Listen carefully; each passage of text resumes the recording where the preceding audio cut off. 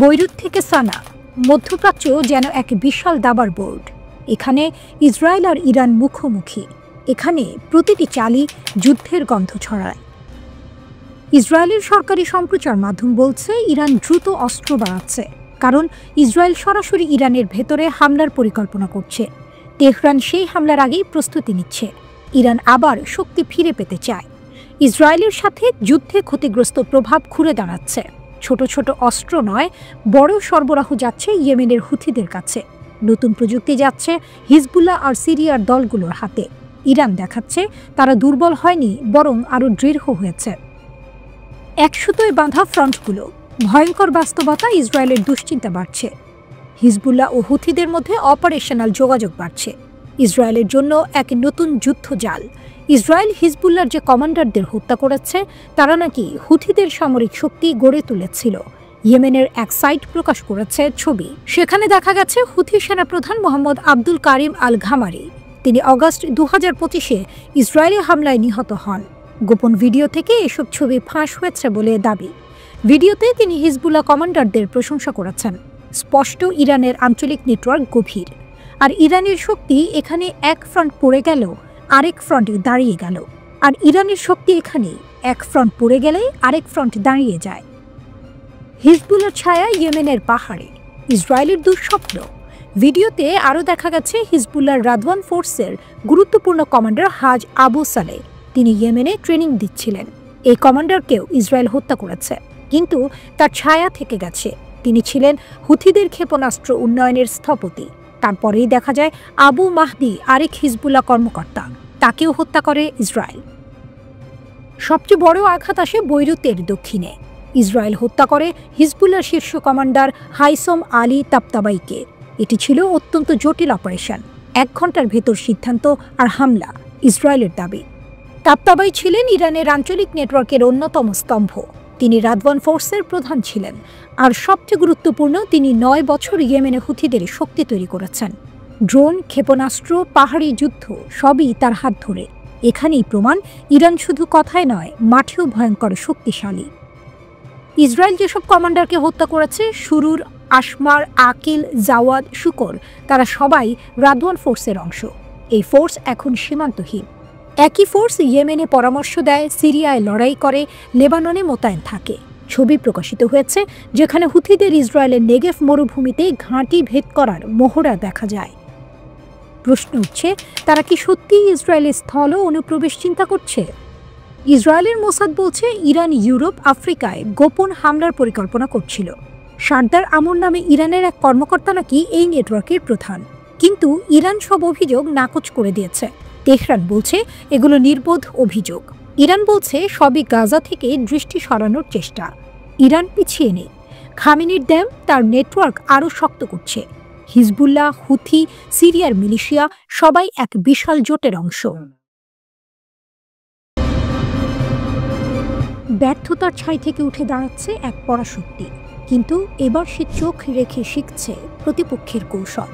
হুথিদের কাছে ভেঙে পড়া মার্কিন অস্ত্রের পাহাড় যেন নতুন এক সত্যি তুলে ধরল।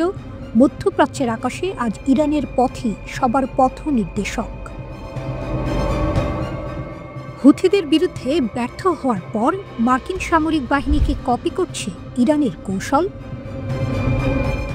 হাজার হাজার কোটি ডলারের অস্ত্র থামাতে পারেনি হুথিদের, তাই যুক্তরাষ্ট্র উন্মোচন করেছে নতুন বাহিনী। মধ্যপ্রাচ্যে চালু হয়েছে নতুন মার্কিন ওয়ান ওয়ে আক্রমণাত্মক ড্রোন ফোর্স। ড্রোন যুদ্ধ যত দ্রুত বাড়ছে, ততই স্পষ্ট হচ্ছে ইরান ও তার আঞ্চলিক মিত্রদের গতিকে ধরতে এখন ছুটছে আমেরিকা। 3 ডিসেম্বর মার্কিন সামরিক বাহিনী এক নতুন টাস্ক ফোর্স উন্মোচন করেছে। কাজ একটাই, মধ্যপ্রাচ্যে ওয়ান ওয়ে আক্রমণ, ড্রোন পরিচালনা। এই উদ্যোগ দেখাচ্ছে বাড়তে থাকা ড্রোন হুমকির মধ্যে যুক্তরাষ্ট্র চায় নিজেদের অবস্থান আধুনিক করতে। এই বাহিনীর নাম task force scorpion strike, TFSS। হেক্সেথের কম খরচে ড্রোন ব্যবহারের তাগিদের পর এটি তৈরি করা হয়েছে। মধ্যপ্রাচ্যে নিজেদের সস্তা ড্রোন বাহিনী গড়ে তুলছে আমেরিকা। তাদের ভাষায় এই টাস্ক ফোর্স উদ্ভাবনকে প্রতিরোধ শক্তিতে পরিণত করবে। দ্রুত নতুন ড্রোন দিয়ে সৈনিকদের ক্ষমতা বাড়ানো যুক্তরাষ্ট্রের শক্তি ও উদ্ভাবন তুলে ধরে। এতে খারাপ শক্তিগুলো ভয় পায়। স্করপিয়ন স্ট্রাইক হলো আমেরিকার নতুন ওয়ানওয়ে আক্রমণ ড্রোন বাহিনীর কাঠামো। লক্ষ্য দ্রুত, নির্ভুল, কম খরচে হামলার ক্ষমতা। এই ধারণার কেন্দ্রে রয়েছে লুকাস ড্রোন। ড্রোনগুলো এত সস্তা ও এক্সপেন্ডেবল যে শত্রুর প্রতিরক্ষা ভেদ করা সহজ। টিএফএসএস ইতোমধ্যেই মোতায়েন করেছে একটি লুকাস স্কোয়াড্রন। লুকাস মানে low cost uncrewed combat attack system. ধারণা খুব সহজ, ব্যয়বহুল অস্ত্র নয়, সস্তা ড্রোনের ঝড়ই ভবিষ্যৎ যুদ্ধের চাবিকাঠি। এই ড্রোনগুলো অনেক দূর পর্যন্ত যেতে পারে, স্বয়ংক্রিয়ভাবে লক্ষ্য খুঁজে আঘাত করতে পারে, অল্প সময়ে বহু মিশন চালানো যায়।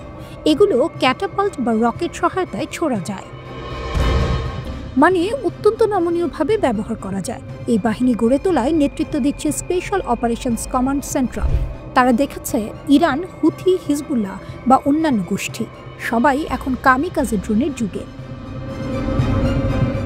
তাই যুক্তরাষ্ট্র মনে করছে শত্রুর সস্তা কৌশল মোকাবিলায় নিজেদেরও সস্তা কিন্তু কার্যকর বাহিনী দরকার।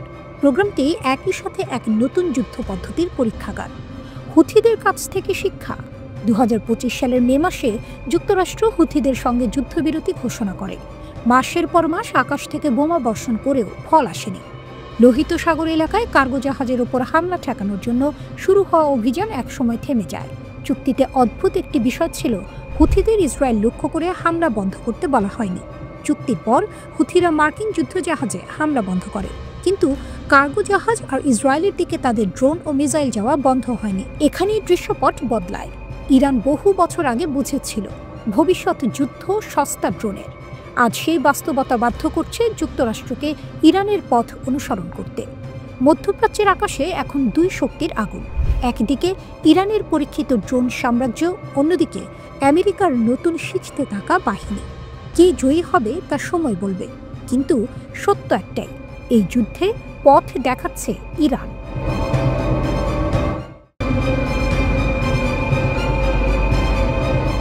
গাজা যুদ্ধের পর ট্রাম্পের নতুন বিস্ফোরণ, নেতানিয়াহুর জন্য আরেক চমক। কেন ইসরায়েল আতঙ্কে? যুক্তরাষ্ট্র সৌদি F-35 যুদ্ধবিমান চুক্তি কি নতুন সংকট? ফাঁস হলো IDF এর গোপন সতর্কতা। সৌদির জন্য মার্কিন স্টেলথ জেট নিয়ে গভীর উদ্বেগ। MBSকে F-35 দেওয়ার প্রতিশ্রুতি। ইসরায়েলের নিরাপত্তা কাঠামো কেঁপে উঠল। ইসরায়েলের ভয়, সৌদি আরব শক্তিশালী হলে মধ্যপ্রাচ্যে তারা তাদের সামরিক আধিপত্য হারাতে পারে। এই চুক্তিকে বাধ্য করবে সৌদি ইসরায়েল স্বাভাবিক সম্পর্ক প্রতিষ্ঠায়।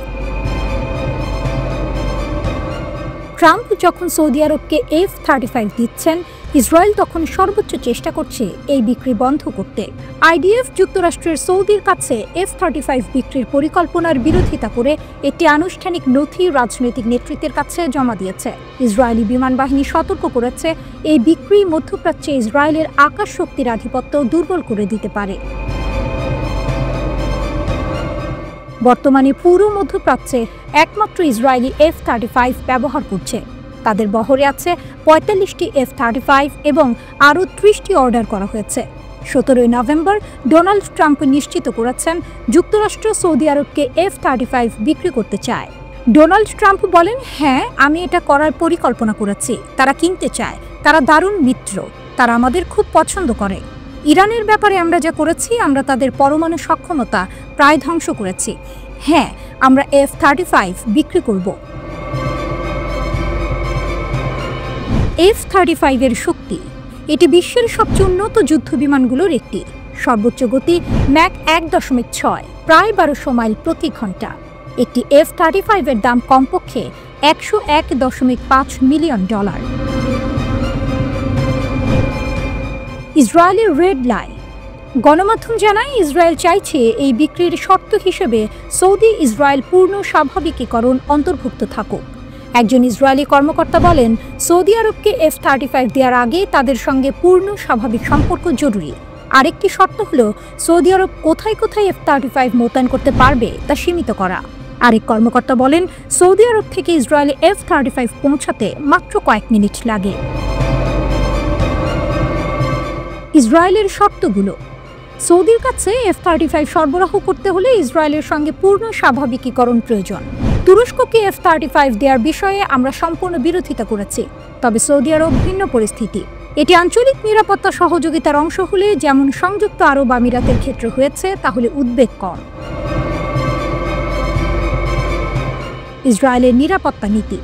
ইসরায়েলের নিরাপত্তা নীতি নির্ভর করে QME কোয়ালিটেটিভ মিলিটারি এজ এর ওপর, যা যুক্তরাষ্ট্র নিশ্চিত করে থাকে। ইসরায়েলের চাপে যুক্তরাষ্ট্র অতীতে তুরস্ক এবং আমিরাতকে F-35 দিতে রাজি হয়নি। ইসরায়েলের আশঙ্কা, যদি অঞ্চলে আরও দেশ স্টেলথ জেট পায়, তবে ইসরায়েলের প্রতিরোধ ক্ষমতা আর আগের মতো কার্যকর থাকবে না। যদি চুক্তি অনুমোদিত হয়, তবে সৌদি আরব প্রথম F-35 হাতে পাবে 7 বছর পর। মধ্যপ্রাচ্যে শক্তির নতুন পালাবদল। সৌদি আরব F-35 পেলে প্রথমবারের মতো তাদের আকাশ শক্তি ইসরায়েলের সমান হতে পারে। এটি মধ্যপ্রাচ্যের নিরাপত্তা সমীকরণ বদলে দিতে পারে এবং ইরান চীনকে ঠেকাতে যুক্তরাষ্ট্রের অবস্থান আরও শক্ত করবে।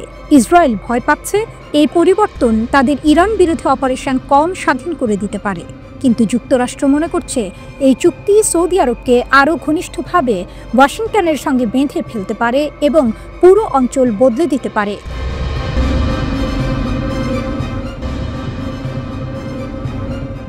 পারস্য উপসাগরে ইসরায়েল সংশ্লিষ্ট জাহাজ জব্দ। বিপুল জ্বালানি পাচার রোধে ইরানের শক্ত পদক্ষেপ। ইসলামী বিপ্লবী গার্ড কর্পস IRGC পারস্য উপসাগরে ইসওয়াতিনি পতাকাবাহী একটি জাহাজ থেকে 3,50,000 লিটার চোরাচালান করা জ্বালানি তেল আটক করেছে। IRGC এর নৌ ইউনিট বুশেহরের কাছে জাহাজটিকে আটক করে। কমান্ডার হেইদার হোনারিয়ান মোজাররাত জানিয়েছেন, জাহাজটি চোরাচালানের জ্বালানি বহন করছিল। তিনি আরও জানান, জাহাজটি নিয়মিত নজরদারির সময় পারস্য উপসাগরীয় অঞ্চলে আটক করা হয়। আদালতের নির্দেশের পর জাহাজটিকে বুশেহরের উপকূলে নিয়ে আসা হয়। কমান্ডার মোজাররাত প্রেস টিভিকে জানিয়েছেন, জাহাজটির 13 জন ক্রু সদস্য ভারতের নাবিক। তদন্ত চলাকালীন জাহাজ এবং এর ক্রুদের সুরক্ষার আওতায় রাখা হয়েছে। IRGC বলেছে, তাদের কঠোর নজরদারির ফলে ইউনিটগুলি জাহাজটিকে শনাক্ত করতে এবং থামাতে সক্ষম হয়েছে। বাহিনী আঞ্চলিক জলসীমায় চোরাচালানকারীদের বিরুদ্ধে তাদের দৃঢ় অবস্থানের কথা পুনর্ব্যক্ত করেছে। তবে ইসওয়াতিনি সরকার স্পষ্ট করেছে, তাদের পতাকায় কোনো জাহাজই নিবন্ধিত নেই এবং IRGC এর দাবিকে প্রত্যাখ্যান করেছে। IRGC এই জাহাজটিকে সক্রিয় জাহাজ নয়, পতাকার ব্যবহার ছিল প্রতারণামূলক বলে মন্তব্য করেছে। অন্যদিকে নভেম্বরের মাঝামাঝি সময়ে IRGC সিস্তান ও বালুচিস্তানের কাছে মার্শাল দ্বীপপুঞ্জের পতাকাবাহী তালারা নামের একটি ট্যাঙ্কার জব্দ করে। এই ট্যাঙ্কারটি ইরানের পেট্রোকেমিক্যাল পণ্য দিয়ে সিঙ্গাপুরের দিকে যাচ্ছিল। ট্যাঙ্কার পরিচালনাকারী সংস্থা পরে নিশ্চিত করেছে যে এটি 21 জন ক্রু সদস্য সহ মুক্তি পেয়েছে। জ্বালানি চোরাচালান ও হরমুজ প্রণালীতে ইরানের কঠোরতা। কম ভর্তুকিযুক্ত দামের কারণে ইরান এখনও ব্যাপক জ্বালানি চোরাচালানের সম্মুখীন হচ্ছে। হরমুজ প্রণালীতে ইরানের এই কঠোর ব্যবস্থা যুক্তরাষ্ট্রকে বিস্মিত করেছে এবং ওয়াশিংটনে উদ্বেগের ঘণ্টা বাজিয়েছে। ইরানের তেল ট্যাঙ্কার জব্দ করার ঘটনা বিশ্বের বাজারে আলোড়ন সৃষ্টি করেছে। ইরান হরমুজ প্রণালীতে মার্শাল দ্বীপপুঞ্জের পতাকাবাহী একটি তেল ট্যাঙ্কার জব্দ করেছে। একজন মার্কিন কর্মকর্তা বলেছেন, জাহাজটিকে ইরানের আঞ্চলিক জলসীমায় ঢুকতে বাধ্য করা হয়েছিল। কৌশলগত এই জলপথে কয়েক মাসের মধ্যে এটি এই ধরনের প্রথম হস্তক্ষেপ, যদিও তেহরান এখনও প্রকাশ্যে বা আনুষ্ঠানিকভাবে এই আটকের কথা স্বীকার করেনি। বিভিন্ন রিপোর্ট অনুযায়ী একটি মার্কিন নৌবাহিনীর MQ-4C ড্রোন এলাকায় চক্কর দিচ্ছিল এবং আটকের ঘটনাটি পর্যবেক্ষণ করেছে। অ্যাসোসিয়েটেড প্রেস দ্বারা বিশ্লেষণ করা ফ্লাইট ট্র্যাকিং ডেটা কয়েক ঘন্টা ধরে আকাশপথে নজরদারির বিষয়টি নিশ্চিত করেছে। নিরাপত্তা সংস্থা এমব্রে জানিয়েছে, 3টি ছোট নৌকা জাহাজটি আটকের অভিযান চালায়। ইরানের এই অভিযানের ধরন একটি পরিকল্পিত এবং ইচ্ছাকৃত হস্তক্ষেপের ইঙ্গিত দেয়। UK maritime trade operations centre UKMTO এই ঘটনাটিকে সম্ভাব্য রাষ্ট্রীয় কার্যকলাপ হিসেবে নিশ্চিত করেছে। UKMTO রিপোর্ট করেছে, তালারা ট্রানজিটের সময় ইরানের আঞ্চলিক জলসীমায় প্রবেশ করতে বাধ্য হয়। এই ঘটনাগুলো ঘটল মার্কিন প্রেসিডেন্ট ডোনাল্ড ট্রাম্পের 2015 সালের ইরান পরমাণু চুক্তি থেকে প্রত্যাহারের পরে। এর আগে 2019 সালে মার্কিন নৌবাহিনী ইরানকে একাধিক লিম্পেট মাইন হামলার জন্য অভিযুক্ত করেছিল। তারা 2019 সালে ইসরায়েল সংশ্লিষ্ট একটি ট্যাঙ্কারে মারাত্মক ড্রোন হামলার জন্য ইরানকে দায়ী করেছিল। ইরান সর্বশেষ 2022 সালে দুটি গ্রিক জাহাজ আটক করে কয়েক মাস ধরে নিজেদের হেফাজতে রেখেছিল।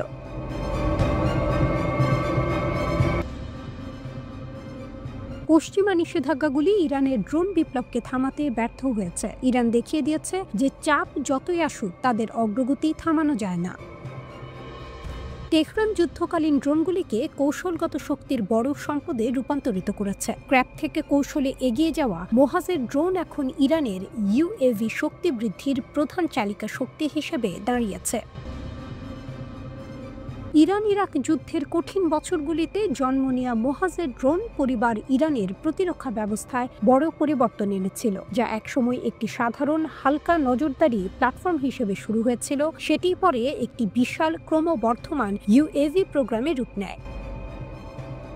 প্রাথমিক নকশাটি মূলত যুদ্ধের ফ্রন্টলাইন পর্যবেক্ষণ এবং গুরুত্বপূর্ণ তথ্য সংগ্রহে ব্যবহার করা হতো, কিন্তু 4 দশক ধরে এই সিস্টেমটি উন্নত সামরিক ইউএভিগুলোর বড় একটি সংগ্রহে পরিণত হয়েছে, যা ইরানের প্রযুক্তিগত শক্তির পরিচয় দেয়।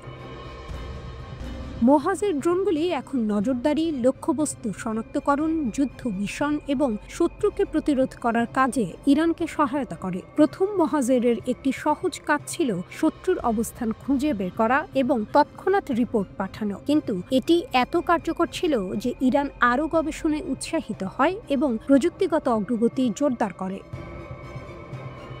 উন্নত ইঞ্জিন, শক্তিশালী এয়ারফ্রেম এবং নতুন প্যালট ব্যবহারের ফলে এর কার্যকারিতা আরও বেড়ে যায়। সিরিজটি সময়ের সাথে বিস্তৃত হয়ে এখন বহু ধরনের রূপে উপস্থিত। বিভিন্ন স্থল ও সমুদ্রে নানা ধরনের মিশনে ব্যবহার করা হয়। এই কাজগুলোর মধ্যে রয়েছে আর্টিলারি নির্দেশনা, উপকূলীয় নজরদারি এবং সরাসরি যুদ্ধের ভূমিকা। ইরানের সামরিক শক্তিকে আরও দৃঢ় করেছে।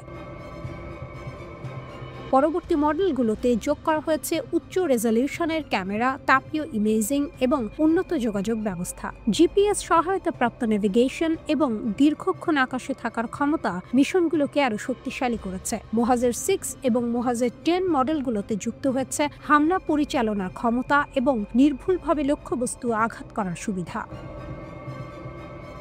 ইরানের আক্রমণ ক্ষমতার নতুন মাত্রা। এই পুরো প্রোগ্রামটি দেখেছে নিষেধাজ্ঞা থাকলেও ইরান নিজের শক্তির উপর নির্ভর করে কিভাবে স্বয়ংসম্পূর্ণ সামরিক ব্যবস্থা গড়ে তুলেছে। মোহাজেরের মূল মিশন হল গোয়েন্দা তথ্য সংগ্রহ, নজরদারি। এটি দূরবর্তী অঞ্চলগুলোকে সুরক্ষিত রাখতে, সীমান্ত নজরদারি করতে এবং সন্ত্রাসীদের বিরুদ্ধে অভিযান পরিচালনায় গুরুত্বপূর্ণ ভূমিকা রাখে। ড্রোনগুলির দীর্ঘ উড়ান এবং সরাসরি লাইভ ভিডিও পাঠানোর ক্ষমতা স্থলবাহিনীকে বড় সুবিধা দেয়। এসব ড্রোন শুধু ইরানের ভেতরে নিরাপত্তা নিশ্চিত করতেই নয়, বরং সংবেদনশীল আঞ্চলিক অপারেশনগুলোতেও ব্যবহৃত হয়েছে, যেখানে ইরান তার উপস্থিতি ও সামরিক দক্ষতা শক্তভাবে দেখাতে পেরেছে। কম খরচ, সহজ রক্ষণাবেক্ষণ এবং উন্নত দক্ষতার কারণে মোহাজের সিরিজ কৌশলগত পরিস্থিতিতে অত্যন্ত বহুমুখী একটি অস্ত্র। এই কর্মসূচি প্রমাণ করে যে অর্থনৈতিক সীমাবদ্ধতা থাকলেও ইরান উদ্ভাবন এবং শক্তি নির্মাণের জাতীয় প্রচেষ্টা থামিয়ে রাখেনি। মোহাজের 1 থেকে মোহাজের 10 এই বিবর্তন ইরানের বৃহত্তর কৌশলগত অগ্রগতির গল্প বলে। আজ এই ড্রোনগুলো ইরানের প্রতিরক্ষা এবং আঞ্চলিক অবস্থানের একটি কেন্দ্রীয় উপাদান, যা প্রমাণ করে ইরানের শক্তিকে নিষেধাজ্ঞা দিয়ে থামানো যায় না।